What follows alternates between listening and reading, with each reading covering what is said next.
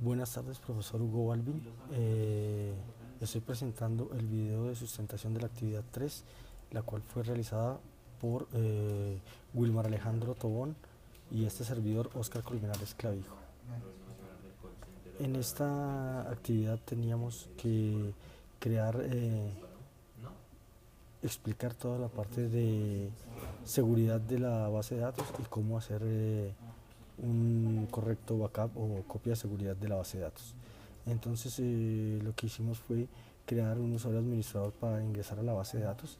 Para ello, luego de haber creado ya la base de datos y las tablas y toda la estructura, lo que se hace es ir a seleccionar la base de datos, ir a inicio de sesión y se le da clic derecho en inicio de sesión para crear un nuevo usuario.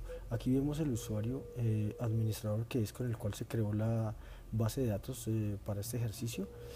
Vemos que en ella tiene una contraseña, un nombre de usuario, en este caso el administrador. Se le da al dar clic derecho aquí sobre el usuario administrador, clic derecho, nos aparecen estas funciones. En propiedades nos aparecen estas funciones, entre ellas las funciones que tiene este usuario administrador sobre la base de datos, la cual es pública. También vemos la asignación que se le puede dar al usuario sobre las bases de datos que haya creadas en el motor de este caso SQL. Nuestra base de datos se llama compraventa vehículos. Acá vemos que el usuario administrador y que es el propietario de esa base de datos y la hace pública también. Por último vemos el estado. Aquí en este icono lo que podemos hacer es darle un acceso a la base de datos, concederle o denegarle el acceso, habilitar o deshabilitar el inicio de sesión para el motor de base de datos a ese usuario. Y también lo podríamos hacer si se quiere al momento de crear el motor de base de datos, de instalar, se le puede hacer que se autentique de acuerdo al inicio de sesión de Windows, o en este caso con el inicio de sesión del usuario dueño o creador de la base de datos. Bueno, aquí en este dato, entonces vemos, aquí en este pantallazo lo que vemos es el usuario administrador, que es el dueño del motor de base de datos. Aquí desplegamos nuestra base de datos compraventa de vehículos. Vemos las tablas que hay en el sistema.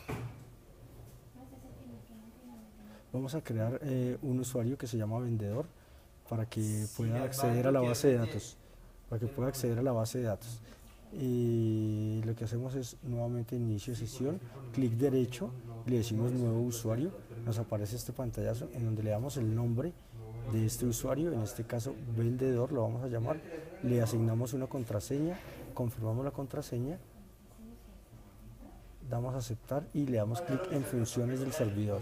En las funciones del servidor le decimos que ese usuario también tenga acceso a la base de datos, que es pública.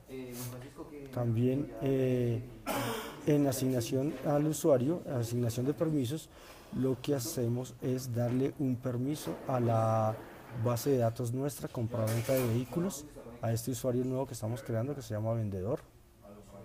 Y aquí en la parte de abajo lo que hacemos es darle unos permisos sobre las bases de datos. Se le da permiso que escriba datos, que lea los datos y que sea público. A ese usuario que acabamos de crear, vendedor, le vamos a dar permiso sobre cada una de las tablas que están inmersas en la base de datos que hemos creado. Entonces vemos aquí las tablas que hemos creado y hacemos clic sobre la tabla que queremos, en este caso empleado, y le